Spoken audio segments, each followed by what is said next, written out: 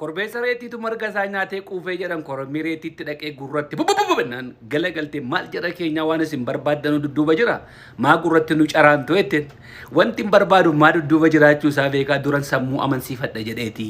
Namichatu harka qalleeyyiidha ollaa sooressaatti gala. Rakkinni kun itti hammaatee naannaqee namicharraa namicha sooressa ollaa isaatiirraa horii liqeeffate jalaa bade. Abbaan horii kun namicha barbaadee dhabee inaaree gaaf tokko. An horii kan akkatti fidu nan beeka namtittiin kun horii koo nyaattee hin baddu dhaqee morma see qabee lafa kanatti gaddabalee mootummaatti harka kennaa jedhee barbaacha dhaqe karaa gubbaa taa'ee eeggate namtittiin dhufte horii qabateetu ol fannise abbee horii koo laattamoo laattu har'an biyyoo kanatti galsi dabalata adaraa rabbii ijoolleen qaba maaloo siin kenna horii kee yeroo dhuma naa kenni maaloo jettee karatteennan dhiisiyuu fuula rabbiittan sirkaa fudhadharee lafa see buuse soke. Namtittiin ofirraa xoofteetu waamte namicha sooressa. Horii koo naa kennuu fedhe namichi galagaleetu itti dhaqe. Ammas rakkina baay'ee rakkina guddaa keessa hin jira. Maaloo walitti qabeen fuula waaqayyootti sii kennaa. Horii xiqqoo itti naa dabalii jetteen ija see shaboodhaan dhiqatte. Namichatu baadiyyaarraa imala dheeraa karaa dheeraa deemee gabaa dhaqe. Bakka gabaa kana gaafa ga'u baay'ina uummataa argee rifate. Akkamittan kana keessa gala yoon kana keessa gale ofii wallaala ofiin dagadda mallattoo wayiin ofirra kaawwachuu qabaa jedhee lafee wayii lafaa fuudhee mormatti hidhatee gabaa keessa seene. Dhaqee waan bitatee gabaa kana keessa naanna'aa ture imala dheeraa waan dhufeef hin dadhabe gaaddisa mukaa tokko argate mee xiqqoon as jala ciisee ka'a jedhee ciise. Innaan irribisa fudhatee sokke. Namichi kara deemaan biraa dhufee namicha gabaan otoo wacuu akkas rafu kana argee raajeeffatee maali hicitiinsaa jedhee gaafa akkas ilaalu morma isaarra lafee jira. Hicitiinsaa kana reessuuta dhaqee laficharraa hiikkatee ofii isaatiin morma isaarra hidhatee namicha bira ciise. Namichi inni duraan rafee mormatti hidhatee rafu kun immoo irriba quufee gaafa lafaa ka'u of qaqqabatu lafeen irra hin jiru. Jedhee qaama sii jedhe namicha sanaan ati ana jedhe ani immoo eenyuudhaa jedhe. Of dagate ammas meeqan keenyatu akka kanatti of dagate meeqan keenyatu saba ofii dagate yaa Oromoo dammaqe. Nagaan isiniif baay'atu ergaa tokkoon isin bira kaachuu barbaade.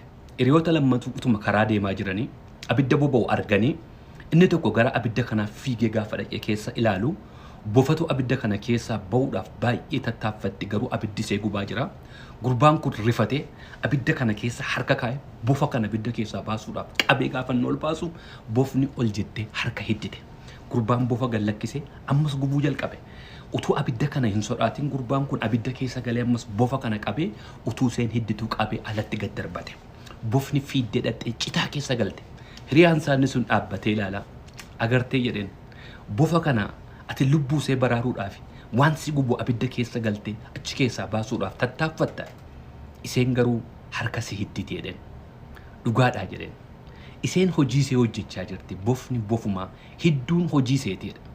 Gaarii hojjechuun garuu anaaf immoo hojii kooti. Anis kanuma koon hojjedhe.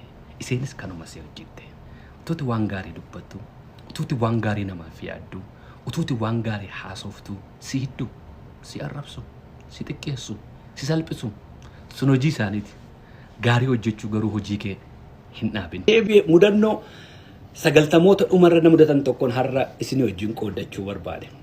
Magaalaa Finfinnee keessa jiraanna Daawitee Mokonnoontu mana isaatti nu afeere. Naannoo Makkanniisaa jiraata. Ani immoo hiriyaa kiyya Sorsaa wajjin naannoo Rufaayiliin jiraanna. Mana Daawitee dhanne laaqanaaf. Laaqanni ulbat maraqinuu qophaa'ee nyaannee jimaan qophaa'ee jimaa keenya goonee galgalli kee Sorsaan baay'ee qoosaa waan qoosuu fi hundi keenya Sorsaa wajjin ooluu jaallanna. Sorsaa wajjin gaafa ooltu ni kofalta. Si taphachiisa nama bohaarsa. Innaan galgalli gaafa ga'u Sorsaan jimaa qabee waa fudhatu malee irribisan qabatu. Innaani Habtaamu naan jedheen kan deemnaa naan jedhe Daawiteen dhageera. Maaliif deemtu eessa deemtu har'a asuma waliin bullan deemtaniidha.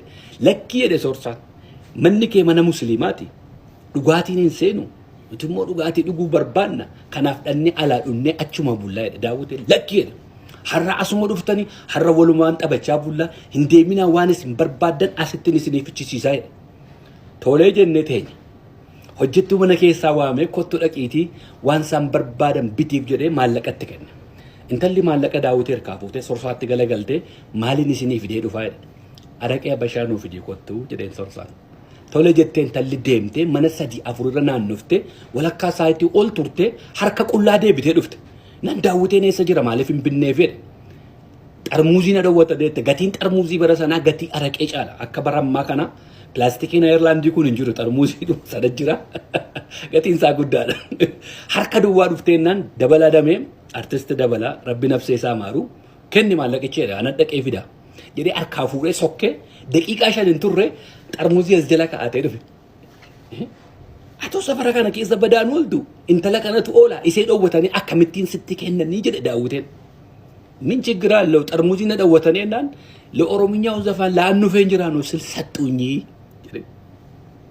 ዳዊቴ መታ ቀበቴቱ እይ አመጋ ቦራ ከሚዲናን ካራዴ ማይራ ከአማ ካነ አርቲስቶታ መኪና ኦፈን እንጅሩ ሚላን ደምተ ታክሲ ራቡቴ ሳፈራ ከነ ከሰነ እንደበርሰ አረቄ የሚቀጣው የኦሮሚኛ አርቲስት መጣና እንጅሩ አከመባ ኮንጎ ዳይሬ ዳዊቴን አሬ ገልገለ ሰነ ኩመሳቲ ቡሌ ኢኖለ ጉያ ሰዲ አፉር ቦዳ አኑ ፈንጅራ ዛሬ ቆንጆ አረቄ አለ እትጀች ጂአተ ኮንትሮሬ ሰፈራ ሰነ ከሳ በኤዶ ብራት ገለ ደኖ ከነፋቱ ጅራ ግዱ ከነ ማንጉዶ ወሊነን ቱሬ ጀቸ ዱሪ ተኮ ነቲ ማንጉዶን ሃዳ መናፍ አባ መናቱ ደን መነ ከሳ ረኮን ኡመሜ ኛታ ቆፎ ቆፋ ኛቱ ነው እንጀ ጉያ ተኮ ከሱማን ጋፈት ድፉ ሃቲ ወራ ባዬ ዲපቴ ማለን ቆጴሰቴ ዳቦ ዱፎ ቶሽቴ ገዲ ባስቴ ዳቦ ከና ሃዱዳን ወለካድ መት ሲዳ ሙራጅሩ abbaan manaa akkas arge siya eenyuuf akkas boddossa murtaa jedhan isiniif ammoo ragaa itti naati mana maaliif akkas qunxurtee murtaree jedhee itti dheekkameera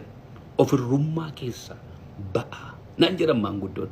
Jaarsatu ilma tokkicha ilma dargaggeessaa qaba. Ilma isaa kana waliin jiraata. Ilmatu qotaaf ilmatu jiraachisa. Qarqara magaalaa jiraatu. Gaaf tokko ilmi isaa kun osuma magaalaa dhaqaa jiru poolisoonni shakkiidhaan qabanii hidhan.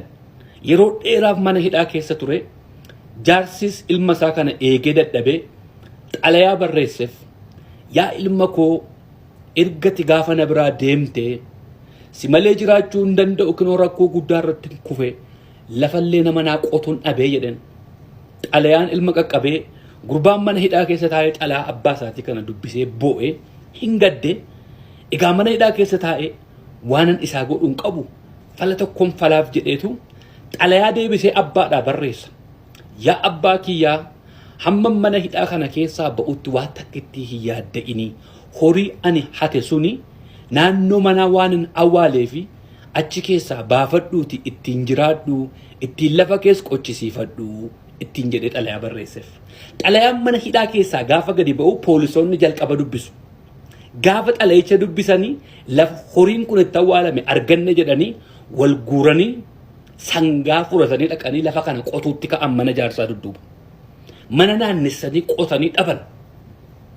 Naan ilmi yaa abba kinoo lafti sii qotameera facaafadhu gaadhen tooftaadhaan abbaa isaatiif qochisiise. Sanbataarraa hiriyoota sadii jira taanii waliin irra buusaa jiru dhugaa jiru farshoo. Innaan isaan keessaa tokko dafee machaa manni isaa immoo magaalaa irraa xiqqoo fagoodha. Innani yaa jara keenyaa itti machooftuun akka ani quuffadheera nan galaa jennaan galiitti hin jiran lakkii qofaa koon deemu namtitti ollaa keenyaa tokko karaa dhaabbatee na eeggata na ajjeestii na geggeessaa jedhan lakkii ibboo nuti sin geggeessinu of danda'i deemeetti jedhan jettanii reetteetu bitiin tiraa kaatee sokkite namtittiin deemtee saayitii lama booda deebi'ee dhufe. Innaan hiriyoota rifatanii maali asila deemte mini sa'a lama dura eessaa deebitee dhufte jennaan deemeen nagaan akka mana ga'e isinitti muudhaaf deebi'ee dhufe. Hojii machooftu. Manatti galee akka nagaan mana ga'e immoo itti immoo hiriyootatti deebi'ee dhufe. Jaarsa waggaa 70tu dhukkubsate. Fincaan fincaa'uu dadhaban. Maatiin baay'ee rifatanii jaarsa fuudhanii hospitaala geessanii hospitaala ciibsan. Hospitaala keessatti tajaajilli godhamaa fi ture jaarsi fincaan fincaa'uu jalqabanii turtii guyyaa 3 booda dooktorri itti dhufe abbabbaa fayyitaniitu kana booddee gara mana keessanitti galuu dandeessu. Gaafa galtan immoo waraqaa kana hinya receptionitti isee kana kaffalaatii deemaa jedhee waraqaatti kenne. Jaarsi waraqaa dooktora harkaa fuudhee erga dubbisee booddee imimmaan buusee bo'utti hiqqadee bo'e. Innaan dooktorri rifate yaa abbaa horichi yoo isinitti guddate isinirraan xiqqeessa maaloon booyinaa jedheen lakki yaa ilma koo horichatu baay'ateef xiqqaatee mitan kan hin bo'aa jiru jedhe jaarsi. Isin guyyaa sadii na finceessistanii waraqaa kana natti laattanii umurii koo waggaa 70 kan na finceessise waaqayyoon guyyaa tokko waraqaa natti kenneen beeku. Jaalala waaqayyoo oolmaa waaqayyoo arjummaa waaqayyoon yaadadhee bo'aa yaa ilma koo jedhe jaarsi dooktoraan. Meeqan keessantu oolmaa waaqayyoo arjummaa waaqayyoo jaalala waaqayyoo yaadata. Namichatu ilma mucaa fuudhagee gowwaa mana keessaa qaba. Fuusisuu barbaade garuu mucaansaa gowwaadha. Inni dhiphate. Gaaf tokko ganama ribaa kee yaa ilma koo si fuusisuun barbaada. Mee dhaqiitti haadha manaa barbaadadhu jedhee horii fuudhee itti kenneennaan gurbaan abbaa eenaan haadha manaa jechuun maal jechuudha? Eessaan immoo argadhaadha. Yaa ilma koo haadha manaa jechuun jireenya kee guutuu kan si waliin jiraattu kanaan mattee bultoo jedheen. Eessaan immoo argadhaan lafa gabaa dhattee seedhaan waa gurguree galtu yookiis laga dhattee see bishaan waraabdu isee bosona dhattee immoo qoraan cabsitee galtu dhattee ilaallattaa jedhee ilma isaa gaggeessa. Amma gaafa ilma gaggeessu kan ammoo yaadatee ilmi isaa gowwaa dhaqee immoo bakka itti naqaanessaa jedhee kotteedheetu gaafa agartu jedheen xiis ximbisin jedheen waan tokko ittiin hin jedhin ilaaliidhuma fiigii kottuu natti meedhan. Tole jedhee gurbaan lafa gabaa keessa dhaqee gabaa keessa jooraa oolee waan ilaalee achirraa immoo laga dhaqe. Isee bishaan waraabdus ilaalee dhufee osuma bosona keessa deemee warra qoraan cabsan ilaalu akkoosa arge.